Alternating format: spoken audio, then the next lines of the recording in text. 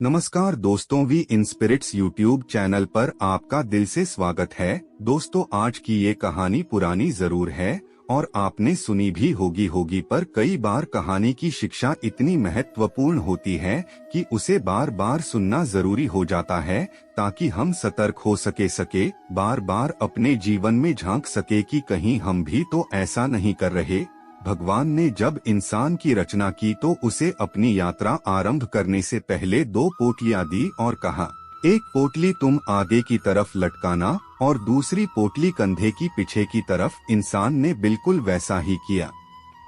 फिर भगवान ने कहा, ध्यान से सुनो, तुम्हारी नजर सिर्फ और सिर्फ आगे वाली पोटली पर होना चाहिए, पीछे वाली पर नहीं। इंसान हामी भरकर वहां से चला गया। इंसान ने ठीक वैसा ही किया जैसा भगवान ने बताया था। वह आगे वाली पोटली को बार बार देखता, आगे वाली पोटली में उसकी कमियां थी और पीछे वाली पोटली में दुनिया की कमियां। वो जब भी आगे वाली पोटली को देखता, वो एक एक करके अपनी कमियां सुधरता गया और उसकी तरक्की होने लगी। वो बहुत अच्छा इंसान बनता गया, बेहतर से बेहतर खुशहाल होता गया।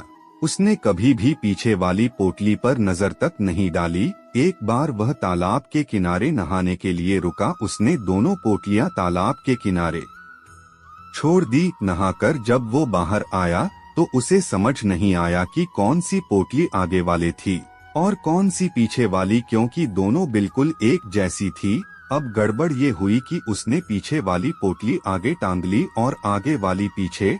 अब उसे पूरी दुनिया में कमियां ही कमियां नजर आने लगी। यह ठीक नहीं, वो ठीक नहीं, बच्चे निकम्मे हैं, पड़ोसी बेकार है, जहां देखो वहां कमियां। अब वह हर जगह कमियां ढूंढने लगा, सिवाय खुद के, क्योंकि उसे भगवान की वह बात याद थी कि नजर सिर्फ आगे वाली पोटली पर रखना। अब बेचारे को बहुत बुरा परिणाम भुगतना पड़ा। वह पतन की तरफ आगे बढ़ने लगा। नकारात्मकता ने उसे घेर लिया। हर इंसान उसे बुरा लगने लगा। उसकी दुनिया नर्क बनने लगी। अब उसे समझ नहीं आ रहा था कि चक्कर क्या है।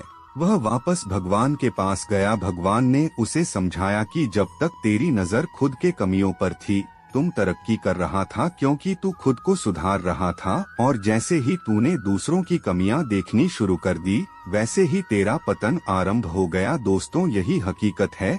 जब जब हम अपनी उंगलियां दूसरों पर उठाएंगे, तब तक हम केवल अपना ही नुकसान करेंगे।